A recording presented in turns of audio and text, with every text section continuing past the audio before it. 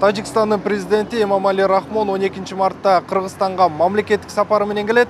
Талдоочулар кошуна өлкөнүн лидеринин бул сапары Кыргыз-тажик мамилесинде жаңы барак ачат деп сыпатташууда. Себеби соңку жылдары чек ара маселесинен улам өлкөлөр ортосундагы алака бир топ солгундап кеткен.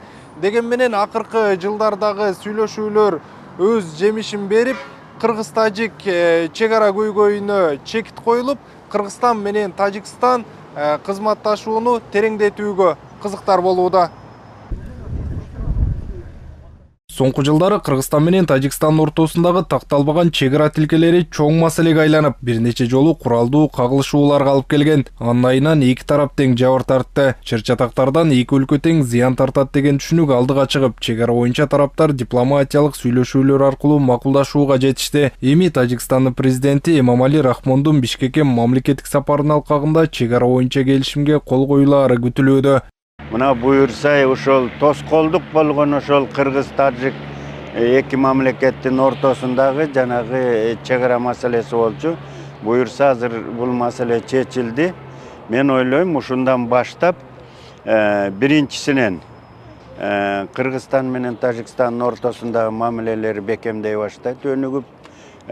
Биринчи иретте бул саясий жагынан да болот. Экинчи жана коопсуздук маселелер жагынан да болот.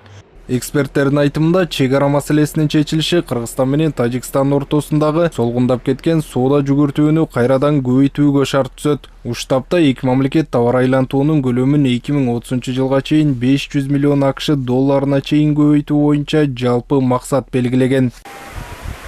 Кыргызстан менен Тажикстан ортосундагы такталбаган чек ара тилкелери чоң көйгөй болуп, экономикалык өнүгүүгө да тоскоол болуп келген. Дээрлик бир кылымдан берки көйгөйдү чечүү өлкө жетекчилеринин саясий эркинин артында мүмкүн болду. Дүйнөдө татаал чек аралар чечилди деп эсептесек болот. Жана биздин башчыларыбызды, президенттерибизди, биздин ошол жерде генералдарыбызды иштегендерди баардыгын куттуктасат болот. Менин оюмча эми түбөлүккө эки элдин ортосунда дайыма бири-бирин түшүнүү, бири-бири менен эри шаркак жашоо пайда болот деп эсептейм.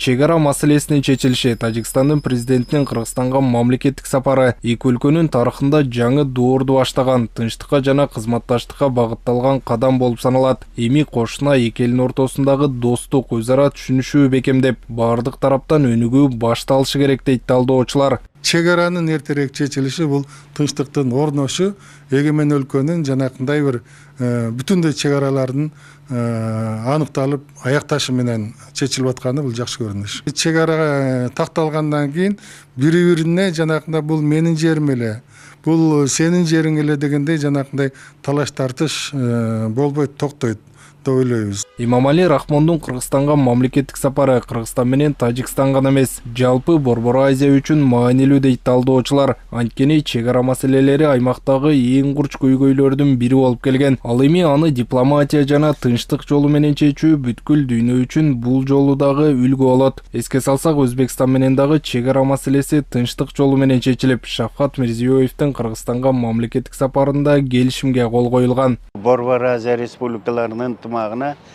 анча-мунча республикалар ортосундагы бир маселелер кичине терс болуп атканда, анын ичинде ушул чек ара маселеси болуп аткан.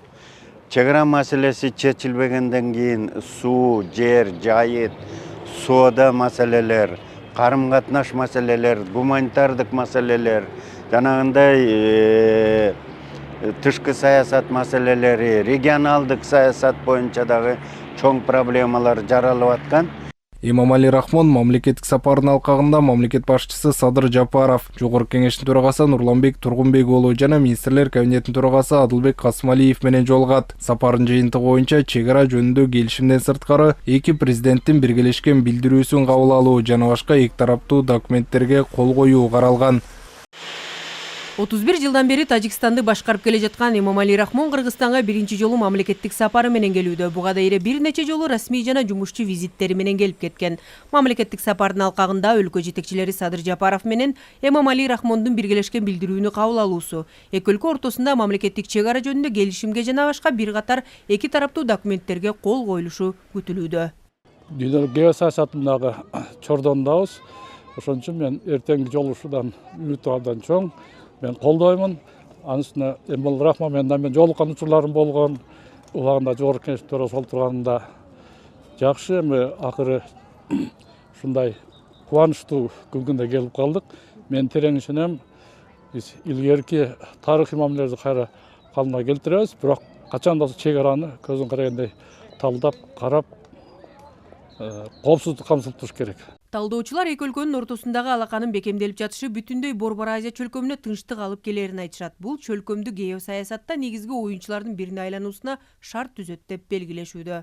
Борбор Азия өлкөлөрү да көңүл буруп атат. Себеби ушул эки мамлекеттин ортосунда чек ара маселеси чечилсе, демек автоматтык түрдө саясий маселелер да чечилет, экология маселелери, суу, жайыт, мындайча ККП өтмөктөрдүн иштеген проблема, соода саттык проблемалар чечилип, мындан тышкары ушул эки мамлекеттин ортосундагы түз мамиле жалпы Борбор Азия мамлекеттердин дагы мындай достугун, азыркы коркунучтарга туруштук берип, бирге бир дүйнөлүк бир Борбор Азия оюнчусу деген бир жаңы саясий терминди дүйнө жүзүнө деңгээлге алып чыгабы деген ушул үмүт менен бүт Борбор Азиянын элдери дагы, саясатчылары да, эксперттери да карап турат. Эки өлкө ортосундагы чек ара маселесинен улам акыркы жылдары эки тараптуу мамиле бир кыйла солгундаган. Эки тарап тең бул көйгөйдү чечүүгө батыл киришип, кечээ жакында мурдагы эки ача пикирлер боюнча мунаса табылып, тактоодо талаш болуп келген жерлер теңме тең бөлүштүрүлгөнү белгилүү болду. Биз ушул коңшу мамлекеттер менен эң биринчи кезекте ошол чек ара маселесин чечип алып, андан кийин баягы достук мамилелерди бекемдеп, эл аралык мамилелерди мындан ары дагы ырааттуу ишке ашыруу маселеси турат да. Бизди колдогон, биз тажик элин колдоп келгенбиз, кыргыз эли кандай кыйын кезеңдер болбосун. Эми азыркы күндө дагы биз туура багытта, туура нукта аракет кылып, ушул коомчулуктагы элибиз дагы бир туура бир өзүнүн баасын берет деген ойдобуз да. Ошондой эле визиттин алкагында Эмомали Рахмон жогорку кеңештин төрагасы Нурланбек Тургунбек уулу жана министрлер кабинетинин төрагасы Адылбек Касымалиев менен дагы эки тараптуу жолугушуулары пландаштырылган. Чек ара маселеси чечилгенде бул же тигил тарап эмес, эки жак тең бирдей утту деп айтууга негиз бар. Себеби чек ара сызыгынын аныкталышы менен бир топ жыл бою өкүм сүрүп келген ар кандай чыр-чатак, тирешүү, куралдуу кагылышуулар аягына чыгып, чөлкөмдө тынчтык өкүм сүрүп, өнүгүүгө толук жол ачылат. Андыктан кыргыз-тажик чек арасынын чечилиши бүтүндөй Борбор Азияга оң таасирин тийгизери турган иштешет талдоочулар. Анан да буга дейре мамлекет башчысы Садыр Жапаров белгилеп келгендей, чек араны тактоо тынч сүйлөшүү жолу менен ишке ашууда. Ошол 27 февраль күн мен үчүн тарыхый бир окуяларга бай күн болду. Аябай келечек муун үчүн Кыргызстандын стратегиялык багыттагы эң туура чечими болду. Мен кош колдоп туруп муну колдоймун. Мен таразага салып чыктым, 50-50 болуп тур.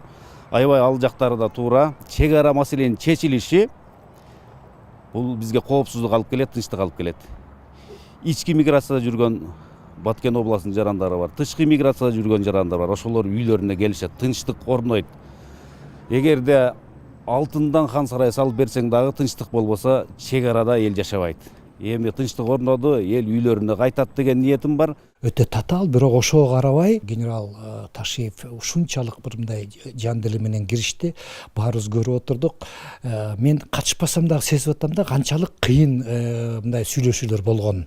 Себеби эч ким мындай чегингүүгө баргысы келбейт да. Анан тажик тарап менен дагы тил табышып, биз алар менен ынанып, алар бизге ынанып дегендей bir жакшы чечимге келди деген менин мындай кыргыздын жараны катары бир чоң үмүтүм бар. Конечно, войдет в историю Кыргызстана, Тажикистана как Кыргыз-тажик чек арасынын чечилиши тарыхый окуя катары жазылып калаары турган иш. Себеби бул көйгөйдүн түпкүрү 1924-жылда эле жатат да. Ошондой эле ар кандай маселелер башталганы маалым. Эми мамлекет башчылары кол койсо эле бир топ жылдар бою жүрөк өйтүп келген маселеге чек коюлат. Албетте, алдыда дагы толгон токой жумуш бар. Ал ошол эле демаркация, алмашылган жерлерди техникалык жактан белгилөө сымал. Бирок эң негизгиси бул чечим эки тараптын элинин эркин каттап, дагы эмне болуп кетет деп коркпой, үркпөй соода сатыгын жүргүзүп, нормалдуу, тынч күнүмдүк турмуш менен жашоосуна жол ачат. Кыргыз-тажик чегарасын тактоо оңойго турган жок. Делимитация, демаркация маселелери 2000-жылдары эле башталып, 2011-ге дейре жалпы 1006 чакырымдын 520га чукулу такталса, калган 486-сы көңүлгө көк таштай тийип негизги көйгөйгө айланган ачык. Тажик тарап чегара сызыгын 1924-1927 жылдардагы материалдардын негизинде тактайбыз десе, кыргыз тарап Союз тарагандан кийинки КМШнын эгемендикти жана чегараларды сактоого багытталган Алмата, Москва декларацияларынын негизинде чечүүнү сунуштап келди. Дегеле бүгүнкү күнгө дейре эки өлкө ортосундагы эки тараптуу өкмөттүк делегациялар 45, топографиялык жумушчу топтору 86, ал эми укуктук маселелер боюнча жумушчу топтору 25 протоколго кол койгонун эске алганда эле иш канчалык оор болгону байкалат. 2021-жылы жанданган чегара тактоо иштеринин майнабы эми чыгып отурат. Министрлер кабинетинин төрагасынын орун басары Камчыбек Ташиев эки тараптын кызыкчылыктары тең каралганын айтты. Баткен облусунун Лейлек жана Баткен районундарындагы талаш жараткан жерлер боюнча теңме-тең алмашуулар болгон. Мисалы Кайрагач анклавы Кыргызстанга өттү. Лейлек району боюнча мамлекеттик чегара сызыгынын өтүүсүн жөнгө салууда Тажик Республикасынын Кайрагач участогунан Кыргыз Республикасына пайдасына 155 га жерлер жана 35 га Кайрагач анклавынын жерлери алынды. Жалпы аянты 190 га. Ордуна Кыргыз Республикасынын Саада 21 гектар, Разакы участогы 23,5 гектар, Селкан 4 гектар, Майты 7 гектар, Пролетарск 12,5 гектар, Улакжай 15 гектар, Акарык 7 гектар участоктарынан жалпы 90 га жана Баткен районунун Карабак участогунан 65 гектар берилди. Бардыгы 155 гектар берилди. То есть ошондой эле Тажик Республикасынын Кайрагач анклавынын ордуна Майты участогунан 35 га жер берилди. Жалпы берилген аянт 190 га. Биз алардан 190 алдык, 190 бердик.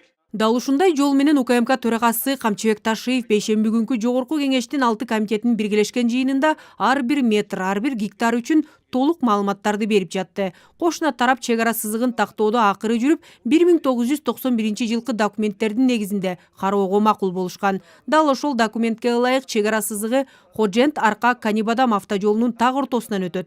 Тажик тараптын сураныч менен аталган жол жана Достук жайма базары болуп, жалпысынан 12 гектар жер кошуна тарапка калтырылган. Тажик тараптан 2 эсе көп жер аянтын алдык. Башкача айтканда, Лаккон участогунан 25 га сугат жер Кыргыз тараптын пайдасына алынды. Эмне үчүн? Себеби биз аларга ушундай талапты койдук. Бул деген базар, коммерциялык жер, ал жерде адамдардын магазиндери болгон, жана башкалары болгон, элдер акча таап турган. Бул бир. Экинчиден жол деген бул өзөк. Жол негизги мындай бир чоң нерсе, бул жөн эле аянт эмес деп ушундай убедить этип отуруп, алардан 2 эсе көп жер аянтын алды. Мындан сырткары Карабак, Лаккон, Куруксай участоктарында да теңме-тең алмашуулар болгон. Ошондой эле Камчыбек Ташиев эки тараптуу Ак суу Исфара дарыясындагы головной суу бөлүштүрүүчү курулмасы боюнча да түшүндүрмө берди. Жанагы 3 люктун 3 люкту 1,5 люктон кылып бөлдүк, 1,5 люк бизде калды, 1,5 люкту биз тигилерге бердик, жанагы Тажик тарапка бердик. Ошонун эсебинен 1,5 люк, эми бир 3 метр жер болсо керек ал жерчи. 3 метр, 4 метрге жетпеген жер болсо керек. Ошонун негизинен биз кайсы жерлерди ынандырып алдык. Бул Унжубулак участогунан 500 гектар жерди алдык, Чоңалай районунан. Өтө мындай конфликттин жери болчу ал жер. Кароолдөң участогунан 100 гектар жерди алдык. Бул жанагы Сүлүктүү шаарына кире бериш жердеги, билесиңер, Сүлүктүү шаарына кире бериш жердеги жолдун үстүнө чейин болчу тажиктердин чегарасы. Жолдун үстүнө монти бизди карап турат эле Сүлүктүү шаарынчы. Ошону 100 гектарга чейин ичине киргиздик. Ошол жерди алдык. Бизге эң негизги трассанын боюнан жылдырдык. Анан Каттатуз участогунан 150 гектар жерди алдык. Головной суу сактагычынын бөлүштүрүүчү курулмасынын 1,5 люктун ордуна биз 750 гектар жерди алдык. Ошондой эле Баткен облусунун Баткен районунун жана Согди облусунун Исфара районунун туташ эмес жерлерин өз ара жөнгө салууга да жетишилген. Бул жерде Достук Мазаиттин жери Көктерек, Таштумшук жана дача участоктарынын жалпысынан 142 гектарга чукул жер тажик тарапка калтырылып жазылган. Мунун ордуна эмнени алдык? Угуп туруңуздар. Анын ордуна Исфара районунун Саманион айылын алдык, 18,14 гектар, Дахма участогун алдык, 3,11 гектар, Хожайло айылынын 1 бөлүгүн алдык, 21,5 гектар, Гавсувар участогун алдык, 2,17 гектар, Миңбулак участогун алдык, 42 гектар багы менен. Жана Лаккон участогунун 1 бөлүгүн 55 гектарды алдык. Жалпысынан 142,17 жер Кыргыз Республикасынын калтырылып жазылды. То есть 142-ге 143 алдык да, 1 гектар кошуп алып бизди. Анан сырткары Достук айылындагы жаңы салынган үйлөргө компенсация катарында 30 гектар суулуу жер Лаккон участогунан алынды. Урматтуу туугандар, муну мен түшүндүрүп айтып кетейин. Достук айылын биз толук бойдон бердик тажиктерге. Себеби Достук айылы биздин айылдардан эң алыс жайгашкан. Ал жерде эч кандай бизге стратегиялык же болбосо экономикалык эч кандай пайда жок. Достук айылынын ордуна баягы 91 гектардын ордуна 91 гектарды эле алдык, бирок биз шарт койдук. Достук айылын биз жаңадан куруп чыкканбыз. Достук айылында бизде үйлөр бар, жаңадан курулган. Так, ошол үйлөр бар. Ал жерде чегара заставабыз бар. Кстати, биз булардын да чегара заставасын алдык Кайрагачтагы. Чегара заставабызды да кошуп берип атабыз. Демек бизге ушуга компенсация кылып бересиңер деп жерди 30 гектар жер алдык. Мен ойлоймун үйлөрдү бузса, курса боло берет. Бирок жер баасыз экендигин билесиздер. Ошондуктан 30 гектар жерди биз суулуу жерден Карабак айылынын жанынан алдык. То есть ошол элдерди көчүрүп ал жерге мамлекет тарабынан дагы Достук айылынын элине ар бирине кайрадан үй салып беребиз. Андан тышкары талаштуу болуп келген 4 көчө тилкеси статус-кво макамына ээ болду. Ага ылайык эки тарап тең бирдей пайдаланат. 4 көчө нейтралдык статуска ээ болду. Ортодогу полотно жолу 10 метр, эки жагынан 10 метрден 15 метрден, эки жагынан 15 метрден полоса безопасности кылып 40 метр жол нейтральный статус болду. Ошондой эле Лейлек районундагы 3300 метр Миңөрүк Самаркандек жолун Кыргызстан тарап өзү куруп өзү пайдаланса, 3400 метр Дача Капчыгай жолун тажик тарап куруп пайдаланат. Ошол эле убакта Кыргыз тарап үчүн 4 көчө жолу да альтернативдүү багыт болуп кала бермекчи. Мындан тышкары Кулундун максат жолун тоскоолдуксуз пайдалануу боюнча да макулдашылган. Эл өкүлдөрү Кыргыз-тажик чегара маселесине чекит коюлушу менен аймактагы бир катар көйгөйлөр өзүнөн өзү чечилерин белгилешүүдө. Жүрөктү ооруп аткан нерселер бүгүнкү күндө ошолор токтойт да. Өтө маанилүү. Себеби деген чекит коюлганда анан кийин так болот да. Талаш тартыштар жана эмелерден. И самый негизгиси ортодо эми чегара маселесин чечкенде бүт бардыгы мыйзам талаасында өтө турган болот да. Чегара маселесин тактоодо бир мамлекет утпайт. Сөзсүз бир жерди бериш керек, бир жерди алыш керек. Кайсы бир деңгээлде айрым айыл өкмөттөргө, айрым тургундарга жаман көрүнөсүң. Мына ошону колго алган эми лидерлердин сапаты ушул да. Ошол жаман көргөндөн коркпой анча-мынча жалпы өлкөнүн, жалпы элдин, мамлекеттин кызыкчылыгы үчүн бир кадамдарга барат. Ошондуктан айрым жерлерде биз 100% эле алардын жерин бизге карматып коюп алар деле отура албайт. Ошондуктан айрым жерлерде алмашуу жолу менен чечилген учурлар бар. Жүрөкзада кылып келген Кыргыз-тажик чегара тилкесинин чечилгени албетте жумурай журтты өзгөчө Баткендин тургундарын кубандырууда. Бирок ошол эле убакта мисалы Достук айылынын тургундары аларды көчүрөрдөн мурда бардык шарттар түзүлүп берилүүсү керектигин айтышууда. Негизинен биз байыркы замандан эле бул тажик туугандар менен мазарыбыздагы бир, базарыбыздагы бир, тоюбузда бир болуп жашап келгенбиз. Ошону жашашыбыз керек. Эң негизгиси элдин, мамлекеттин тынчтыгы үчүн бирөө ушундай жолго барыш керек да. Азыркы жетекчилердин эмгеги өтө баа жеткис. Биздин айылыбыздагы жашаган элдин азыркы болгон абалга байланыштуу конфискацияны алдын ала төлөп туруп, элдин каалаган жериге чыгарып жайгаштырыштык бул өкмөттүн милдети да. Чоң тарыхый процесс. Себеби 34 жылдан бери бир 5-6 президент көргөн болсок, ошолордун бири дагы бул маселе боюнча баш оту менен киришип чечүүгө аракет жасаганы азыраак болгон да. Анан эми коңшулар менен тең ата сүйлөшүп, алар менен бир столдо отуруп түз кеңешип маселени кабыргасынан коюу деле негизи чоң жоопкерчилик да. Бул чоң саясий эркти талап кылган нерсе. Белгилей кетсек, өткөн аптада кыргыз-тажик чек арасын делимитациялоо жана демаркациялоо боюнча эки өлкөнүн өкмөттүк делегацияларынын тең төрагалары Камчыбек Ташиев менен Саймумин Ятимов комиссиялар толук макулдашууга келгенин жарыялашкан. Анда чек ара жөнүндө келишим, автожолдор жана суу чарба тармактары боюнча 3 документ кабыл алынган. Бул келишимди жогорку кеңештеги тармактык комитеттери биргелешкен жыйында толук колдошту. Эми эки мамлекеттин парламенттеринде ратификациядан өтүп, аларга кайра президенттер кол койгондон кийин маселеге биротоло чекит коюлат. Акмарал Сабатар, Бекжан Токтосунов, Ала Тоо 24, Жома жыйынтыгы.